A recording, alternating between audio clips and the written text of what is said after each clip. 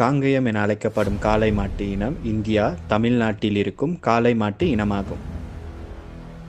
காங்கேயம் எனும் இடத்திலிருந்து இந்த காளை மாட்டின் பெயர் வந்திருக்கலாம் என நம்பப்படுகிறது. இந்த காளை மாட்டு இனம் பிரேசில் நாட்டிற்கு ஏற்றுமதி செய்யப்பட்டு அங்கும் காங்கேயன் என்று அழைக்கப்படுகிறது.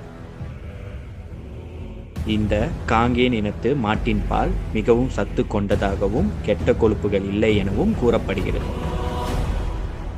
ஆனால் இந்த காங்கேயன் மாட்டு இனம் அதிகமான பால் கொடுப்பதில்லை.